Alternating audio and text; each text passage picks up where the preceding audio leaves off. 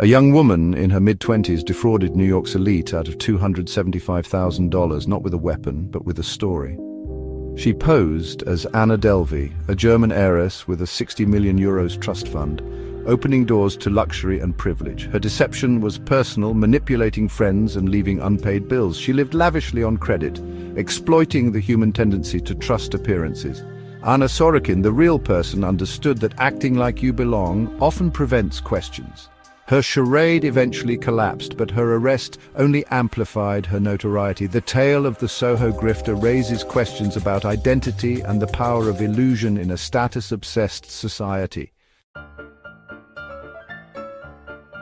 Anna Sorokin's story begins in 1991 in Kozyrevskoye, Russia, a remote village nestled deep in the snow-covered wilderness of the Kamchatka Peninsula. Life here was simple, marked by harsh winters, modest homes, and a sense of isolation from the rest of the world. Anna grew up surrounded by the stark beauty of rural Russia, far removed from the glittering cities she would one day inhabit. Far from the German heiress persona she later adopted, Anna's early years were shaped by the quiet routines of a working-class family. Her father was a truck driver, her mother owned a small convenience store, and their lives revolved around hard work and perseverance. Even as a child, Anna was known for her vivid imagination and her longing for something more, a world beyond the boundaries of her small town. In 2007, when Anna was 16, her family moved to Germany, settling in the industrial town of Eschweiler. This move marked a turning point, providing a tenuous connection to Western Europe that Anna would later embellish into a grand narrative of inherited wealth and privilege. The transition was not easy. Anna struggled to fit in, learning a new language and adapting to a different culture, but she quickly realized that reinvention was possible. After brief stints in London and Paris, Anna began to immerse herself in the world of fashion and art. She interned at a prestigious fashion magazine in Paris, where she was exposed to the glamour and ambition of Europe's creative elite. It was here that she began to sow the seeds of her new identity, observing the way people dressed, spoke, and carried themselves. Adopting the surname Delvey, Anna started to craft a persona that was equal parts mystery and allure. She watched the elite closely, learning their behaviors, their spending habits, and the subtle codes that governed their exclusive circles. She realized that confidence and appearance could open doors that background and money could not. In 2013, Anna arrived in New York City, a place where reinvention was not just possible, but celebrated. She presented herself as a visionary entrepreneur, the mastermind behind the Anna Delvey Foundation, a lavish arts club that promised to bring together the city's most influential creatives and patrons. This ambitious project, complete with detailed plans, glossy prospectuses, and financial charts, became her ticket into the world of the ultra-wealthy. Anna used these documents to justify her need for large sums of money, convincing investors and friends alike that she was on the verge of something extraordinary. The girl from Kozyrevskoye seemed to vanish, replaced by the enigmatic heiress from an imagined European dynasty. Anna's transformation was so complete that few questioned her origins or her story. Her story became a masterclass in social mimicry. Anna navigated high society with ease, blending in at exclusive parties, art openings, and luxury hotels. She charmed her way into the inner circles of New York's elite, setting the stage for one of the most audacious cons the city had ever seen. The transformation was complete. Anna Sorokin, now Anna Delvey, had left her past behind. New York was her new playground, and she was ready to take on the city, one dazzling deception at a time. Anna's deception was a masterclass in social engineering. Built on small yet powerful details, she dressed in designer brands, lived in expensive hotels, and tipped generously, creating an illusion of wealth. Her main tool was the Anna Delvey Foundation, a supposed multi-million-dollar art space. She approached powerful figures with detailed plans, seeking loans to secure a historic building. Her grift relied on exploiting personal relationships, inviting friends on trips only to have them cover costs. Her audacious confidence deflected suspicion, making people feel awkward for questioning her. This performance of entitlement was her shield, maintaining the illusion of wealth. Her deception was a testament to the power of perception over reality. By the summer of 2017, Anna Sorokin's carefully constructed web of lies was finally starting to unravel. For years, she had managed to convince New York's elite that she was Anna Delvey, a wealthy German heiress with access to a vast fortune. But behind the glamorous facade, Anna was running out of time, money, and luck. Unpaid bills began piling up on her desk, and the friends she had charmed and manipulated started to realize they had been deceived. The luxury hotels, exclusive parties, and expensive dinners were all funded by a trail of bounced checks and empty promises. As the truth emerged, Anna's world began to close in around her, and those she had swindled demanded answers. Desperate to maintain her illusion, Anna scrambled to stay one step ahead of creditors, hotel managers, and the law. She made frantic phone calls, packed her belongings in haste, and tried to find new marks to keep her scheme afloat. But the walls were closing in, and her options were running out. One of her closest friends, Rachel Deloche Williams, who had been left with a massive debt after a disastrous trip to Morocco, decided to take action. Working closely with authorities, Rachel helped orchestrate a sting operation, providing crucial information and evidence that would ultimately lead to Anna's downfall. In October 2017, Anna was finally arrested outside a rehab facility in Malibu, California. The arrest marked the dramatic end of her high-flying lifestyle and the beginning of her reckoning with justice. Her trial in 2019 quickly became a media sensation, drawing crowds of reporters and curious onlookers.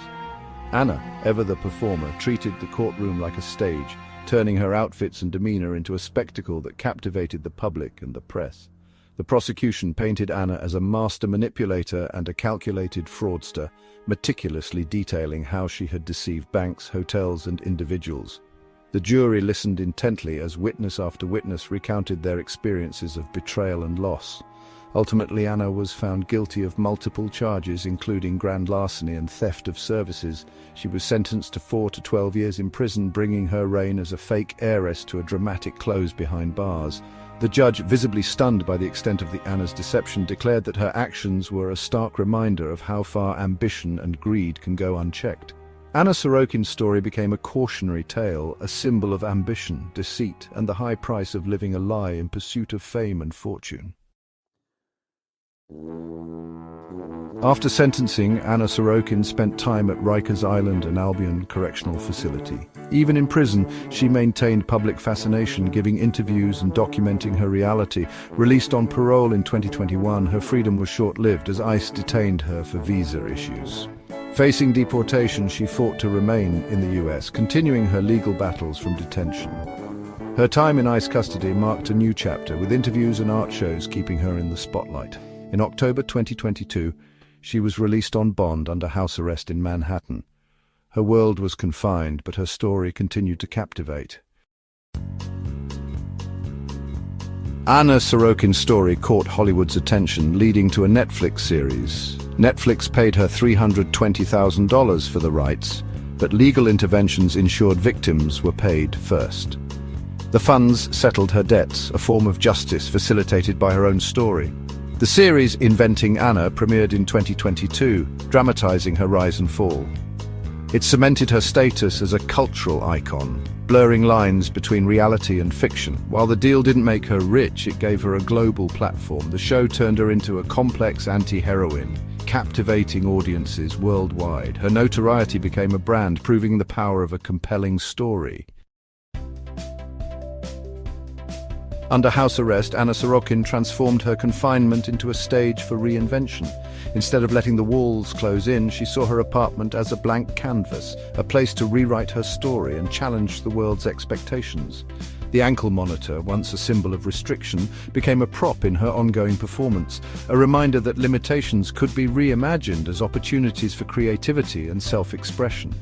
Anna's days were filled with planning, networking, and envisioning new ways to stay relevant even as the world watched her every move.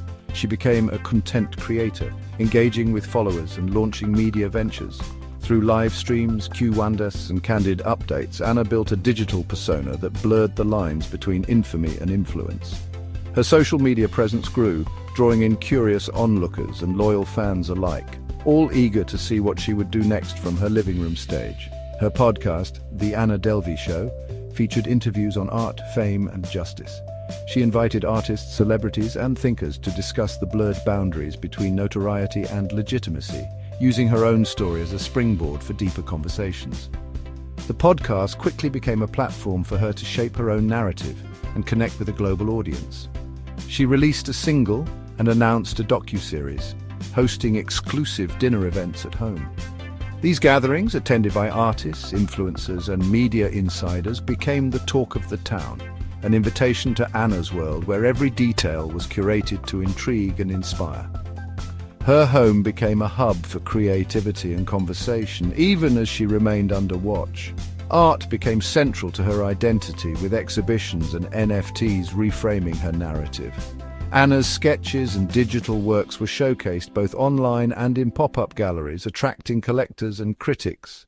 By turning her experiences into art, she invited the public to see her not just as a headline, but as a creator with a unique perspective. Her rooftop became a venue for fashion events, turning limitations into spectacles. Models, designers, and photographers gathered above the city, transforming her confinement into a runway for bold new ideas. The skyline became her backdrop and her story, the main attraction. Partnering with PR executive Kelly Cutrone, she formed a fashion PR firm. Together, they strategized ways to disrupt the industry, using Anna's notoriety as a launchpad for new collaborations and campaigns. Their partnership signaled a bold move, turning scandal into strategy. Her strategy was clear: turn notoriety into opportunity, even with an ankle monitor. Anna embraced her circumstances, using every headline and every restriction as fuel for her next project. She proved that reinvention is possible, even when the world expects you to disappear. Anna Sorokin proved that even confined, she could remain at the center of attention.